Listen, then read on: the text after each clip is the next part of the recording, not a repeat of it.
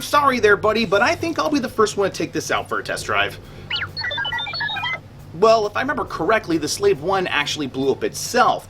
And, who was the droid that put the hole through the hangar bay door with the Millennium Falcon? Yeah, I rest my case.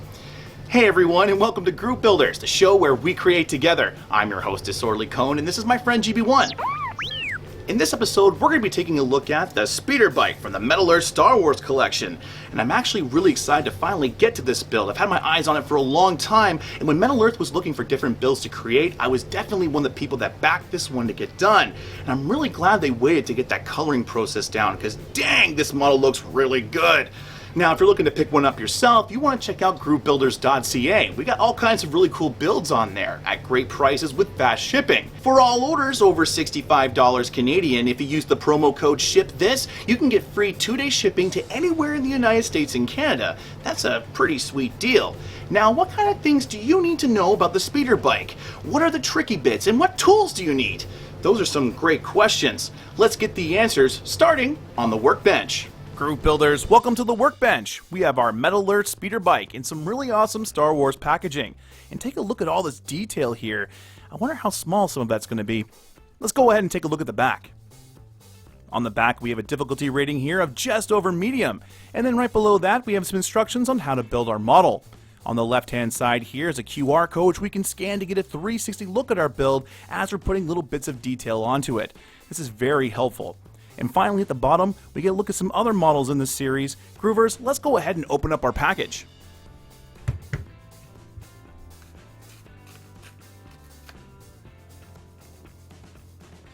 We have our instructions. And we have our metal. Looks just like 2 sheets. But look at all these parts. Alright, Groove Builders, let's go ahead and take a look at our instructions. Wow, we have 8 pages of building to do, and look at all these small bits of detail that we have to form in layers. We may have our work cut out for us on this build. The first thing we should take a look at is the detail that's hard to keep formed once it's been placed onto the model, like part 17. This is the feet of the Speederbike, if you will. The second thing we need to take a look at is how to form the thin parts like part 27 and part 30. The last thing we should touch on is forming some of the tricky parts like the handlebars of the Speederbike and these fins here at the front. Yes, this one does look a little bit complicated, but before we get too far into it, we need to touch on the basics of metal model building for all those new builders out there. First things first, these metal models require us to cut out our pieces, then shape them using whatever we can. Once we have our parts correctly shaped, we can connect them together by bending and twisting our tabs. The way we bend or twist our tabs is indicated in the instructions by these circles and triangles. Personally, I always try to follow the instructions the first time when it comes to bending our tabs if I can. Then when the build is complete, I'll go over everything again and change any of the tabs that might stand out. That's how you get that really awesome museum build quality you hear so much about. Okay there, GB1, I think that's about the right size. Now, what kind of tools do you need to build a Speederbike? That's a good question. Let's ask our resident tool expert, Timothy. Building a Speederbike is a great way to guarantee self-extermination with trees. If you are wanting to build this death trap for yourself, you will need tweezers, nippers, pliers, and mandrels. Geez, Timothy, lighten up a little bit. These bikes can be fun too.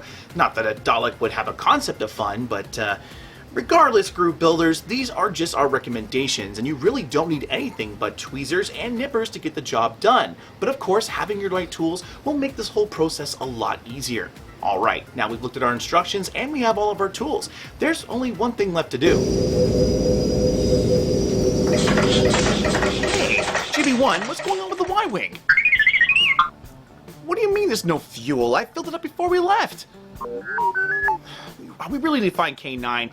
He was really good at figuring out what's going on with all these ships. And they're all breaking down recently. And now look at us. We're stuck in outer space. Hey, wait, GB1. They haven't liked or subscribed yet. We might be able to get out of this. Hey everyone, I hope you're enjoying the video and getting something from it. if you wouldn't mind giving us a hand and pressing that like and subscribe button. As you can see, we're kind of stuck in outer space, and that just might be able to get us enough fuel to get home. Don't worry though, no pressure, we'll wait.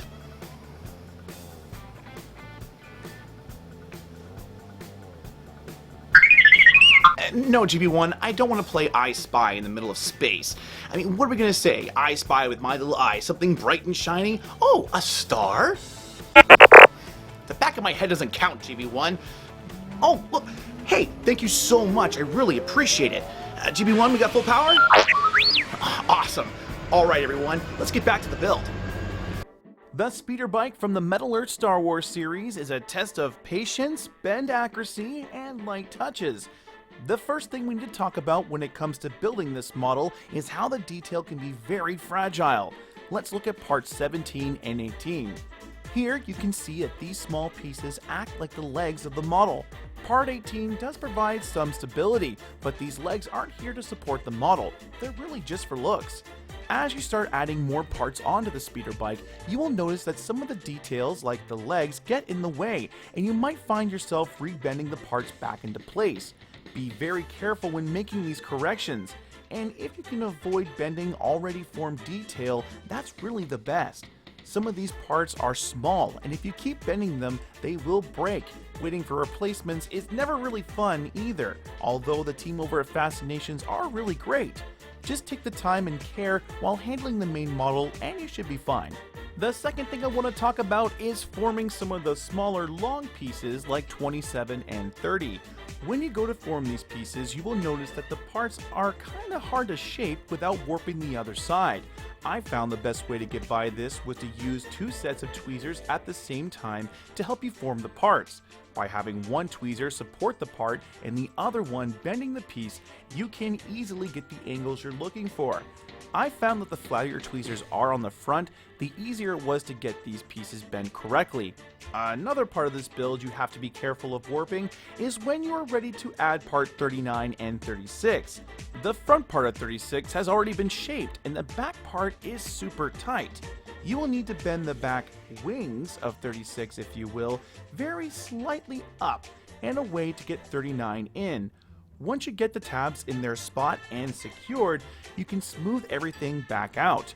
You shouldn't need to crease the metal to get part 36 in, so try your best not to if you can. With the way the detail looks on this model and the paint job on the metal, it will definitely stand out. Lastly, the third and final thing we need to look at is shaping the handlebars and front directional steering vanes. These pieces made me take a second, third, and fourth look at the instructions because of the confusing way they are bent. Let's start with the handlebars. Part 49 and 51 require us to use two tweezers to get the sides bent down. After getting all the bends done, it's time to shape the handles on parts 50 and 52. I used my mandrel to get the right shape, but a good toothpick can work too. Once I was happy with how everything looked, I attached the parts together and bent down the tabs. Now comes the part where we have to bend the handlebars. This can be kind of tricky. I used the pointed piece of metal as my reference to where the handlebars needed to be, and after getting that point in place, I was able to see how to get the handlebars up. By making both my handles at the same time, I was able to check my work before attaching them to the model.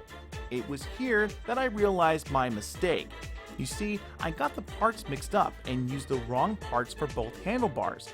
At this time, I had gone too far and taking the model apart would have resulted in broken pieces, but I really think you can barely notice. The front directional steering vanes also made me do a double check in a similar way. With part 31, you need to work from the inside out to form it correctly. Metal Earth has put this blue arrow in to try to help us understand how this piece needs to be formed, but personally I was still really confused. So what I did was grab the black rectangle next to the brass fin and bend it up slightly to the 2 o'clock position. Then I grabbed the fin part and bent it up to the 9 o'clock position. Lastly, I took the upper part of the fin and bent it back over the lower part of the fin, covering the top part. Boom! You got yourself some directional steering vanes. I hope I actually explained that correctly. This model looks very good at just over 5.5 hours to complete. We just need to be careful handling it.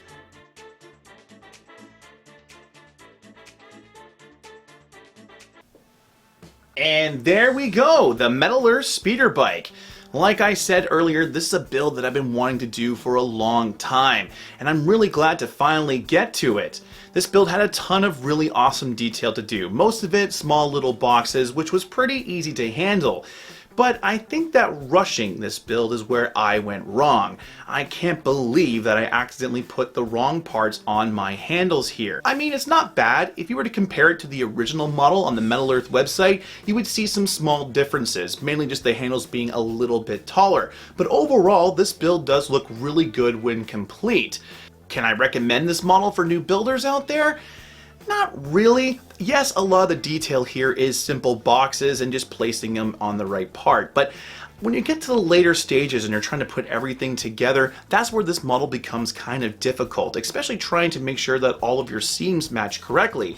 And if someone's new to metal model building, I would hate to give them this build and them get really worked up and upset if they accidentally break a piece. Especially with these legs down here, with the amount of times you're kind of adding other detail on, it makes these move a lot. And I can see that people that would be new to the hobby would break things like the legs or even possibly some of the things on the front as well. So I really can't recommend it for new builders. Now that being said, if you're a true Star Wars fan and have a couple of these under your belt, you really do owe it to yourself to pick this one up. It is really well detailed and looks great when it's complete. Any Star Wars fan would be happy with this in their collection. Alright group builders, that brings us to the end of our show. I had a really good time building this speeder bike with you, and if you guys had a good time, don't forget to press that like button. For more videos like this, hit subscribe as well, as we got all kinds of really cool content coming out in the future. Want to help the channel grow? Check out groovebuilders.ca. We got all kinds of really cool models on there at great prices. Until next time, Groove Builders, keep building. Now take this guy around the course. This should be fun.